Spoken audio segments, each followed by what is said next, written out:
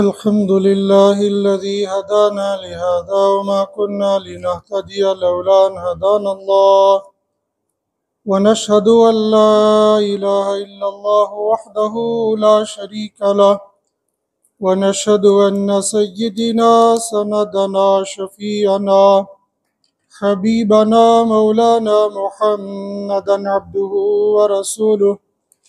قال الله تبارك وتعالى في كلامه المبارك بعد أعوذ بالله من الشيطان الرجيم بسم الله الرحمن الرحيم اقرأ باسم ربك الذي خلق خلق الإنسان من علق اقرأ وربك الأكرم الذي علم بالقلم علم الإنسان ما لم يعلم سبحان ربك رب العزة عما يصفون وسلام على المرسلين والحمد لله رب العالمين. اللهم صل على محمد وعلى آل محمد كما صليت على إبراهيم وعلى آل إبراهيم إنك حميد مجيد. اللهم بارك على محمد وعلى آل محمد كما باركت على إبراهيم وعلى آل إبراهيم إنك حميد مجيد. يا رب صل وسلم دائما أبدا على حبيبك خير الخلق كلهم.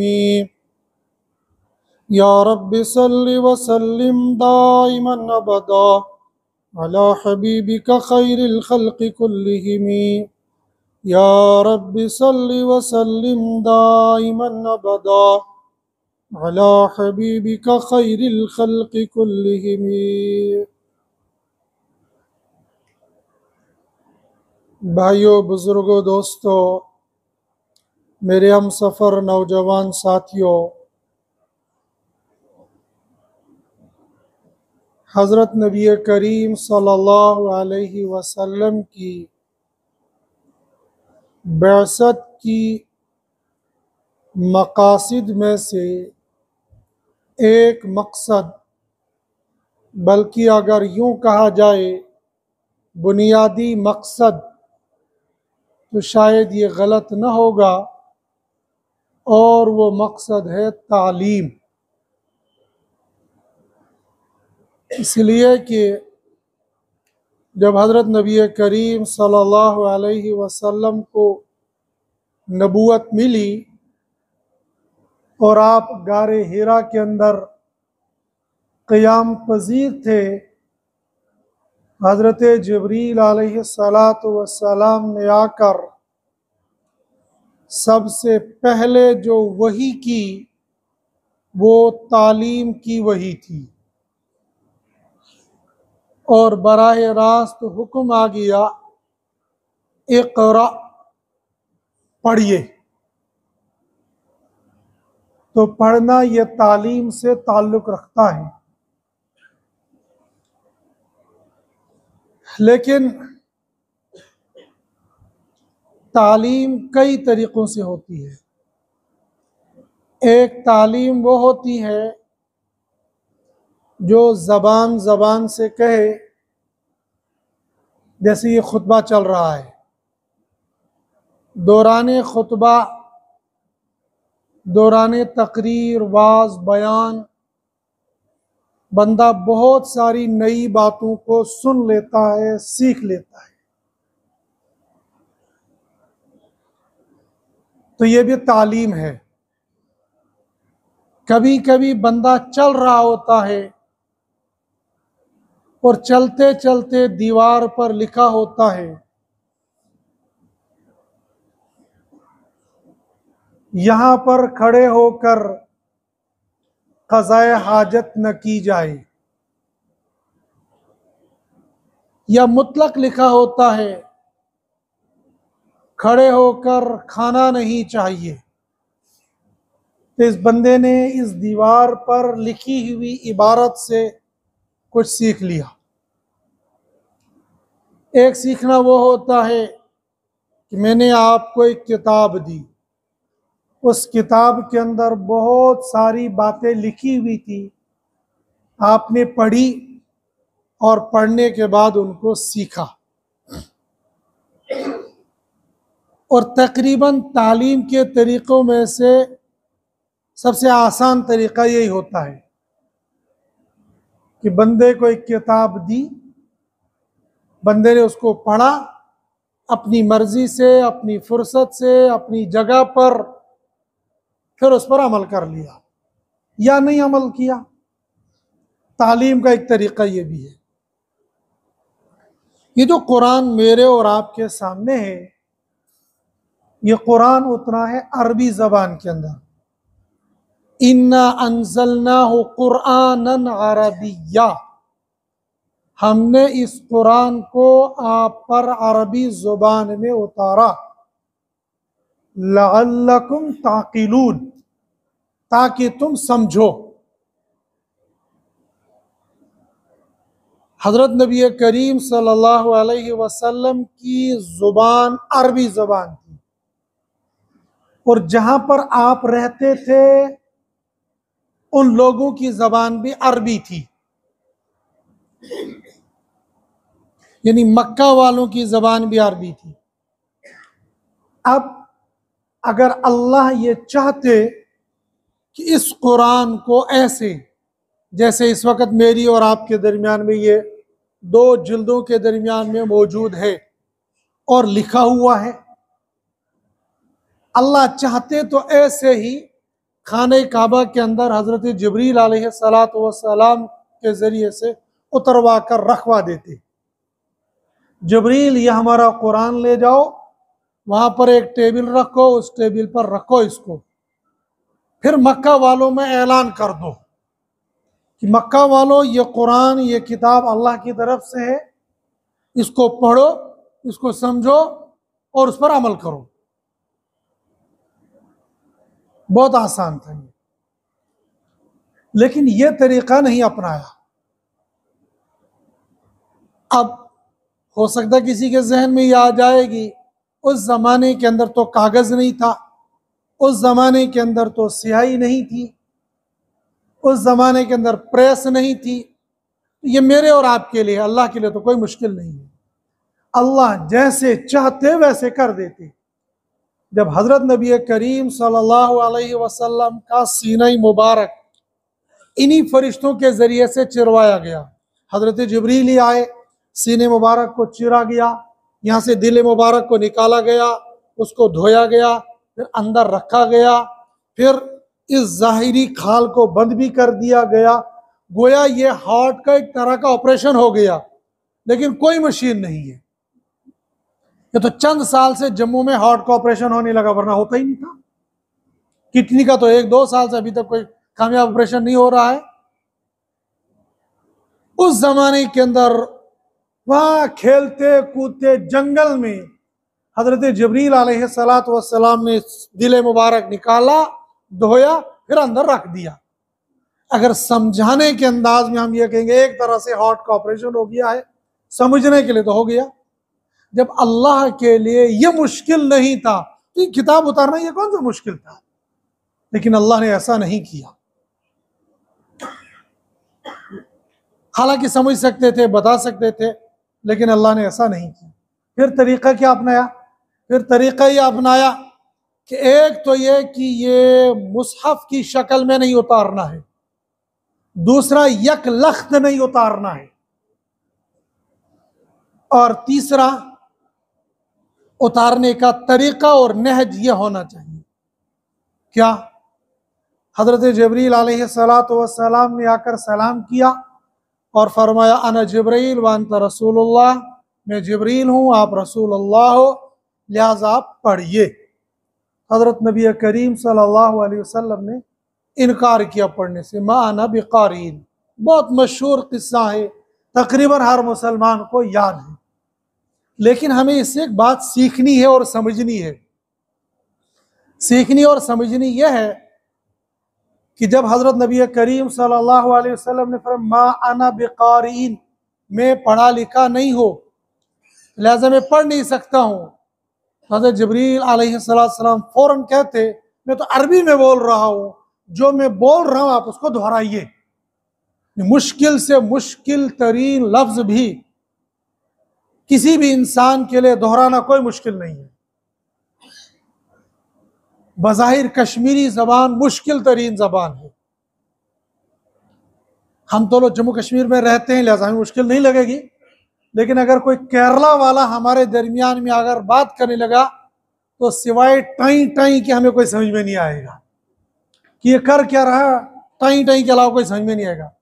लेकिन 2-3 मरतबा जब केरला वाले की जबान भी हम सुन लेंगे हम सीख जाएंगे। केरली के पास में क्लास में बैठा हुआ था, 1 से लेकर 10 तक 1-2 सीख लिया था, भूल गया है वो। लेकिन आम तौर पर बंदा जब पहली मरतबा सुनेगा तो कि कनस्तर में पत्थर रखा हुआ टाई टाई कर रहा और कुछ समझ में नहीं आएगा, लेकिन जब सीखने लग जाएगा थोड़ी देर में बोल पड़ेगा। तो हजरत नबी करीम सल्लल्लाहु अलैहि वसल्लम से कहा जा रहा था इक़रा, पढ़िए। आप सल्लल्लाहु अलैहि वसल्लम जो पढ़ाया जाता इक़रा बिस्मि रब्बिक पढ़ सकते थे, लेकिन आपने क्या दिया, मा अना बिक़ारीन, मैं पढ़ा लिखा नहीं हो।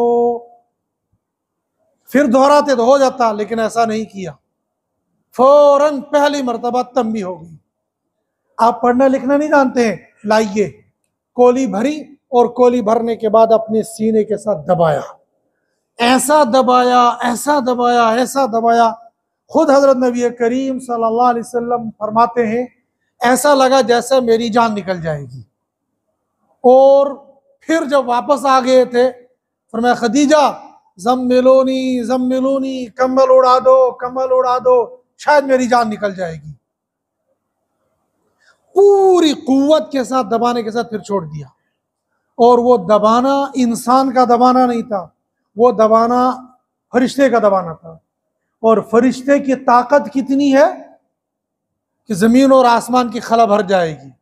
या तो मोटा आदमी अगर गले लगाता है ना, कहता मेरी हड्डी पसली तोड़ दी, तो पतले दुबले इंसान को गले लगाओ तो कहता खत्म हो गया।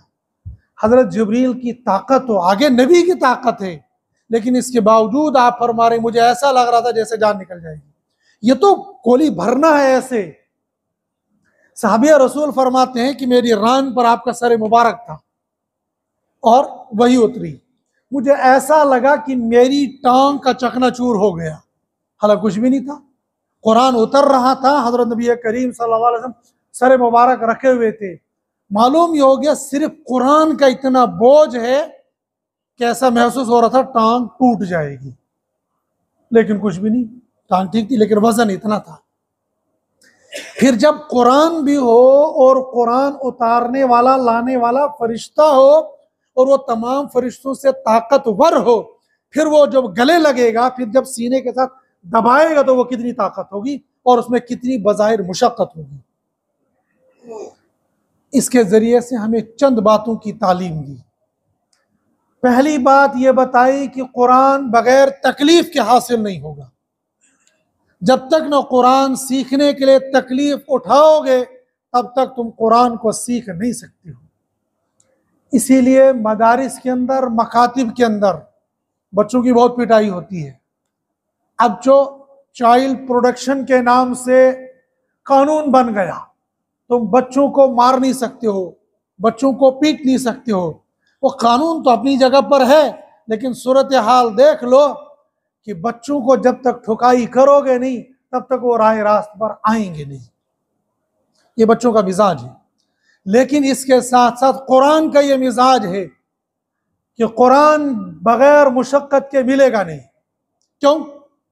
इसलिए कि कुरान को गलत पढ़ा नहीं जा सकता है, कुरान को सही पढ़ना है। इसकी मिसाल मैं आगे बताऊंगा। पहले यह बताना है कि कुरान बगैर मुशक्कत के नहीं मिलेगा। वजह उसकी है कि हजरत जिब्रील अलैहिस्सलातु वस्सलाम ने सबसे पहले हजरत नबी करीम सल्लल्लाहु अलैहि वसल्लम को जब सिखाने के लिए तालीम शुरू की और आपने पढ़ने से इनकार किया तो सबसे पहले कोली भरी और दबाया, छोड़ दिया। फिर फरमाया पढ़ो इक़रा, आपने फिर जो वही जवाब दिया मा आना बिकारी, फिर पकड़ा फिर छोड़ दिया। फिर तीसरी मरतबा कहा पढ़िए, कहा मा आना बिकारी, मैं पढ़ा नहीं, फिर पकड़ा फिर छोड़ दिया। तीसरी मरतबा जब कहा इक़रा बिस्मि रब्बिकल लज़ी खलक़, हज़रत जबरील हज़रत नबी करीम सल्लल्लाहु अलैहि वसल्लम फौरन पढ़ना शुरू किया इक़रा बिस्मि रब्बिकल लज़ी खलक़ खलक़ल इंसान मिन अलक़। 5 आयतें हज़रत जबरील अलैहिस्सलाम ने पढ़ाई और हज़रत नबी करीम सल्लल्लाहु अलैहि वसल्लम ने उनको दोहराया और याद कर लिया। जब वही आती थी हज़रत नबी करीम सल्लल्लाहु अलैहि वसल्लम फौरन साथ साथ में पढ़ते थे। जैसे हज़रत जबरील इक़रा, आप साथ पढ़े इक़रा बिस्मि रब्बिकल लज़ी खलक़, ये तो पहली वही थी, लेकिन बाद में जो ही हज़रत जबरील आते थे तो आप फौरन उसको पढ़ना और याद करना शुरू करते थे। अल्लाह ने कुरान उतारिया ला तुहर्रिक बिही लिसानका लितअजल बिही, प्यारे नबी सल्लल्लाहु अलैहि वसल्लम आप इस कुरान को याद करने के लिए, आप इस कुरान को लेने के लिए, आप इस कुरान को हिफ्ज करने के लिए जल्दी न कीजिए। इन्ना अलैना जमअहु व कुरआना फइज़ा क़रअनाहु फत्तबिअ कुरआना, इस कुरान को उतारना, उतारने के बाद दिल में जमाना, यह हमारा काम है, तुम्हारा काम नहीं है। इन्ना अलैना जमअहु व कुरआना, इसको बसाना फिर पढ़ाना यह हमारा काम है। इसलिए दुनिया में मदरसे में जाने वाले हर बच्चा हाफिज कुरान नहीं बनता है। कुरान ये कसबी होने के साथ साथ लदुनी है। कसब होने का मतलब है मेहनत करना, कोशिश करना, पढ़ना। कितने तलबा मदरसे में जाते हैं, बहुत कोशिश करते हैं, लेकिन बच्चा हाफिज नहीं बन पाता है। हमने बहुत सारे उलमा को देखा, क्योंकि जो बंदा जिस मैदान में होता है अपने औलाद को उसी मैदान में डालना चाहता है। जाहिर सी बात है एक आलिम, एक दीनदार यही चाहेगा मेरा बेटा भी दीनदार बन जाए, मेरा बेटा आलिम बन जाए। वो मदरसे के अंदर दाखिल कराते हैं, 3 नहीं 6 नहीं 10 साल गुजर जाते, बच्चा हाफिज नहीं होता है। मजबूरन कहना पड़ता है इसको हिफ्ज से उठा लो, अरबी अव्वल में डाल दो, 100 में डाल दो, 2 में डाल दो, दीनियात में डाल दो। क्यों? ये तो आलिम का बेटा है, ये तो हाफिज का बेटा है, ये मुफ्ती का बेटा है, ये काजी का बेटा है, ये एक डॉक्टर का, इंजीनियर का, प्रोफेसर का बेटा है। बाप इतना ज़हीन है तो बेटा हिफ्ज क्यों नहीं कर रहा है? इसलिए कि कुरान ने कहा इन्ना अलैना जमअहु व कुरआना, इस कुरान को दिल में बसाना फिर पढ़वाना यह हमारा काम है। और बाज दफा आप देखेंगे बच्चा हाफिज कुरान हो गया, हाफिज बन गया, लेकिन तरावी नहीं सुना सकता है। लोग ताना देते हैं हाफिज को, माँ बाप को, उस्ताज को, कैसा शागिर्द बना है, इसको याद ही नहीं है। इसी उस्ताज के कई शागिर्द है जो अलिफ लाम से शुरू करते वन्नास पर सांस तोड़ते, लेकिन इसी उस्ताद का एक शागिर्द यह भी है जो बेचारा 2 पारे भी नहीं सुना सकता है। क्यों? इसलिए कुरान इन्ना अलैना जमअहु व कुरआना, इसको उतारना, बसाना, फिर पढ़वाना यह हमारा काम है, तुम्हारा काम नहीं है। मालूम यह हो गया कुरान लदुन्नी है, कसबी नहीं है। कसब लगेगा लेकिन मुकम्मल कसबी नहीं, सिर्फ मेहनत के जरिए से मिलेगा जरूरी नहीं। जब तक न अल्लाह का फजल और अल्लाह का करम शामिल हाल होगा तब तक बंदा हाफिज कुरान नहीं बनेगा। हजरत नबी करीम सल्लल्लाहु अलैहि वसल्लम को 1 बार नहीं, 2 बार नहीं, 3 मरतबा कोली भरकर खूब भींचा गया, उसके बाद छोड़ा गया। पहली नसीहत, पहला नतीजा यह निकला कि कुरान मिलेगा मेहनत के जरिए से। यह मेहनत इस तालिब इल्म की भी होगी, यह मेहनत इस उस्ताज की भी होगी, यह मेहनत वालिदैन की भी होगी, यह मेहनत अवामुन्नास की भी होगी, तब जाके कुरान वजूद में आएगा, कुरान बाकी रहेगा। अगर एक मौलाना साहब मदरसा खोल कर बैठ जाएंगे, इमारत नहीं होगी तो कैसे चल पाएगा? इमारत बनाने के लिए पैसा चाहिए और पैसा आवाम से लेना है, गोया आवाम का ताउन। फिर इमारत बन गई, बच्चों को खाना भी खिलाना है, तो मौलवी साहब के पास अपनी तनख्वाह कुछ नहीं है, तो आवाम से चंदा करना पड़ेगा, आवाम का ताउन हो जाएगा, तब जाकर ये चलेगा, तब जाके ये हाफिज कुरान बनेगा। गोया हाफिज कुरान के बनने के लिए इन सब की मेहनत लगेगी, बच्चे की भी, वालिदैन के भी, माँ बाप की भी और अवामुन्नास की भी। एक हाफिज कुरान जब हाफिज बन जाता है, एक आलिम दीन जब आलिम दीन बन जाता है, तो वो कमाल सिर्फ खालिस उस आलिम दीन का नहीं होता है, सिर्फ उस उस्ताज का नहीं होता है, सिर्फ माँ बाप का नहीं होता है, बल्कि उस आलिम के आलिम दीन बनने में सैकड़ों नहीं बल्कि हजारों लोगों का हाथ होता है। बंदा 10 रुपया देकर चला जाता, उसको पता भी नहीं लगता है कि मेरे 10 रुपये से हुआ क्या, इस 10 रुपये से एक आलिम दीन बन गया है। यह बंदा आज के जमाने के अंदर 100 रुपया देकर चला जाता है, ना रसीद बना मशीन किया जोर बस लग गया, इसको पता भी नहीं लगता इस 10 रुपये से हुआ क्या। इस 10 रुपये 100 रुपये से एक बल्ब लाया गया, ये बल्ब इस दरसगाह में लगाया गया, इस दरसगाह में इस एक बल्ब की रोशनी आई, इस रोशनी में पढ़ने वाले रोजाना के कम से कम 10 बच्चे, हालांकि होते नहीं, ज्यादा होते, कम से कम मिकदार 10 बच्चे हैं, और ये 10 बच्चे रोजाना अल्लाह के कुरान का एक सफा रोजाना याद करते हैं।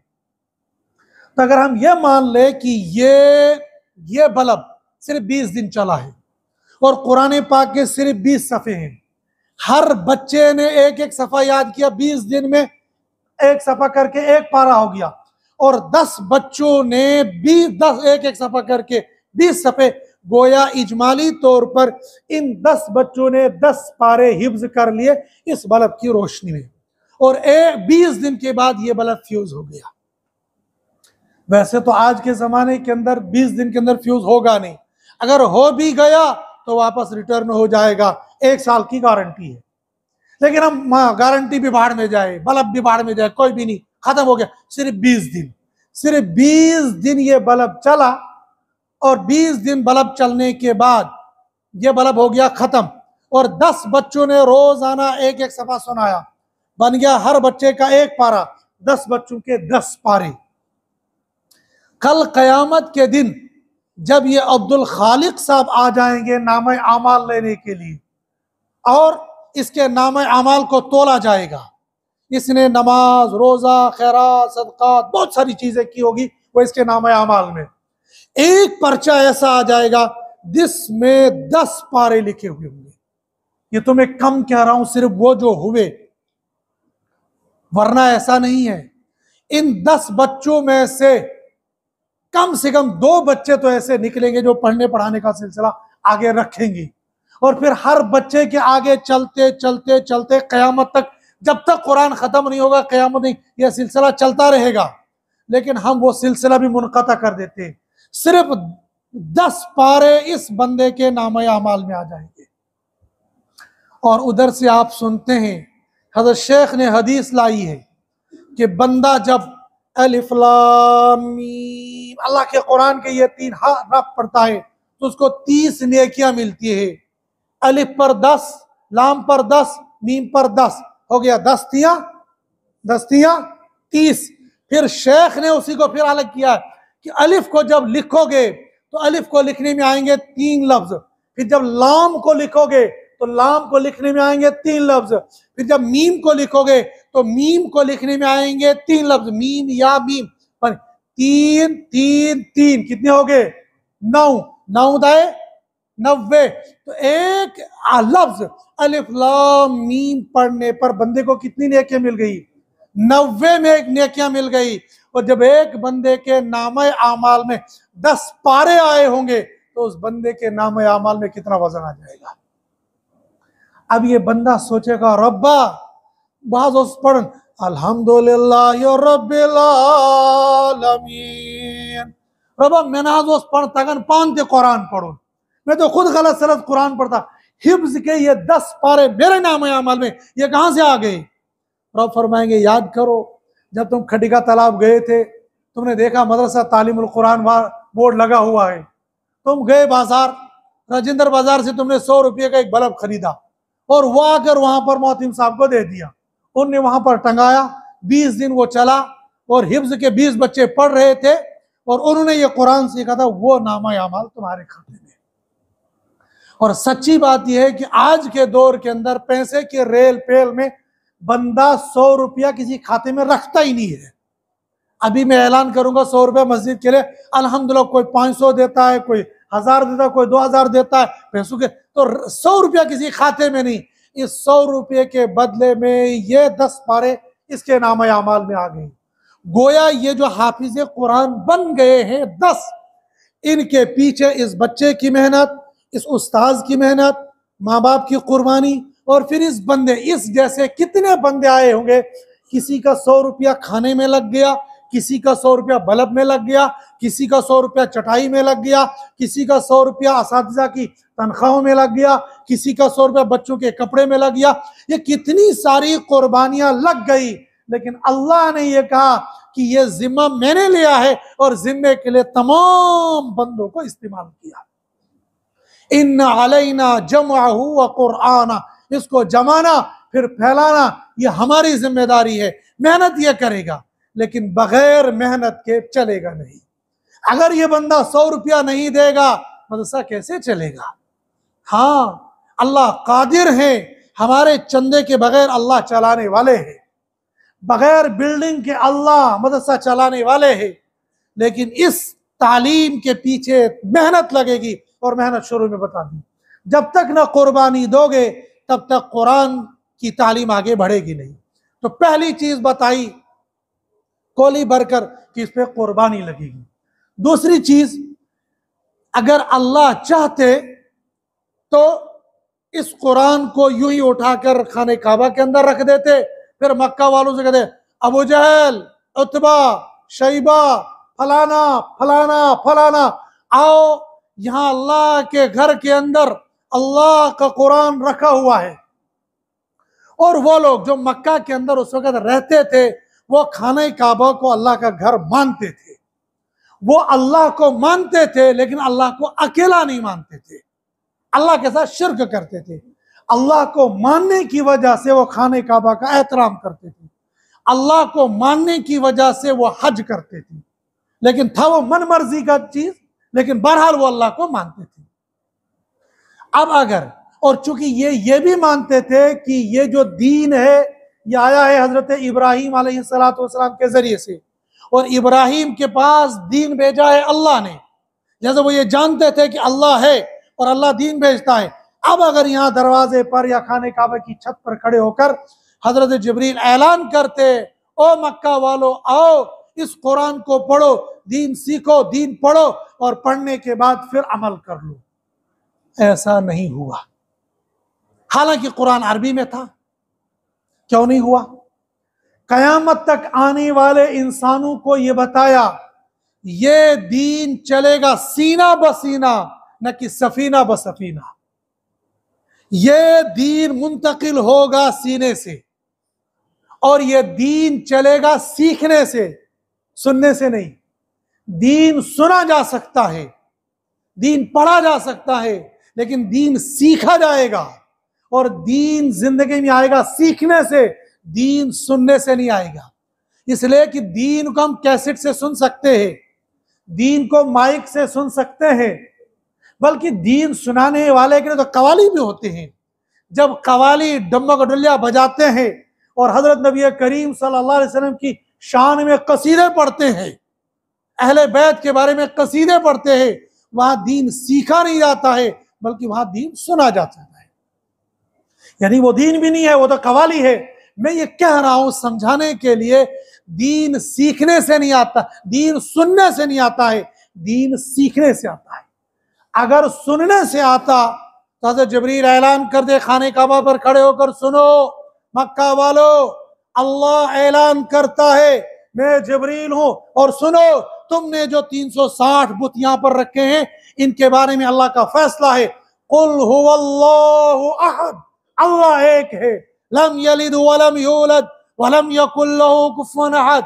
तुमने ये जो अल्लाह के बंदे, अल्लाह के बेटे, अल्लाह की बेटियां और ये सब कुछ बना के रखे, अल्लाह ऐलान करता है अल्लाह की ना कोई औलाद है, अल्लाह के ना कोई बेटे हैं, अल्लाह की ना कोई बेटियां हैं, अल्लाह के ना कोई शरीक है।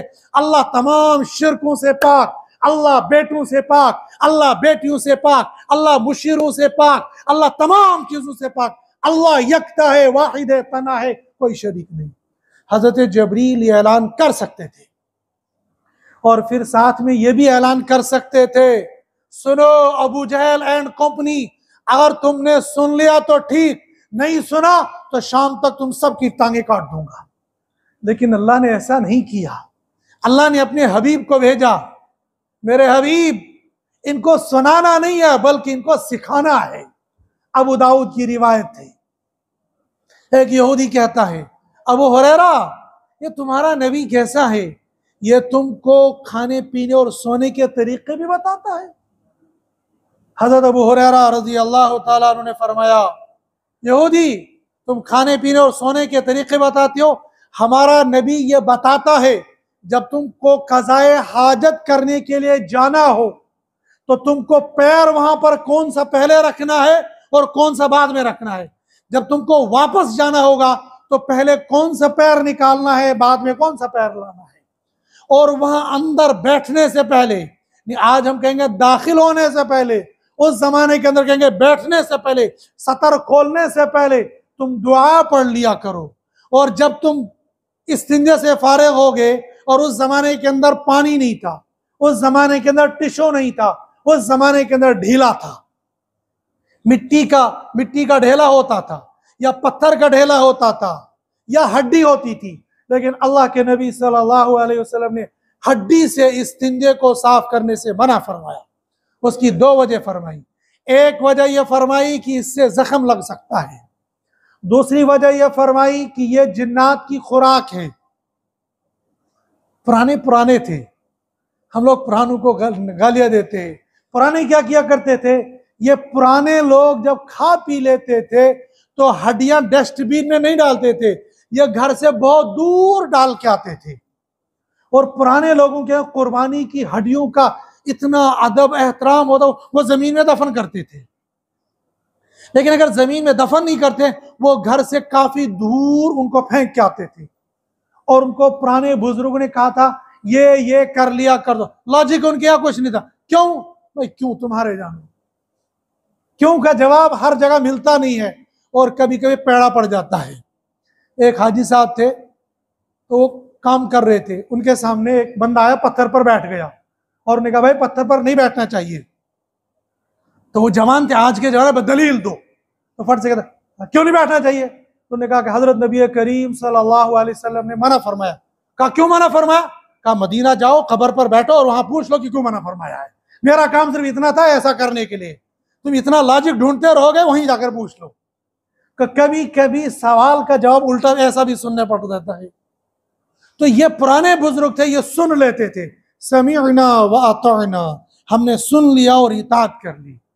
आज के जमाने के अंदर नया ट्रेंड चला है, लॉजिक चाहिए, हमें दलील चाहिए। ठीक है, बहुत अच्छी बात है, आपको लॉजिक चाहिए, आपको दलील चाहिए। दलील के लिए असल जो बात मैं कहने वाला हूं, वो दलील भी कैसे मिलनी चाहिए, किससे मिलनी चाहिए, वह है दीन को सुनना या सीखना।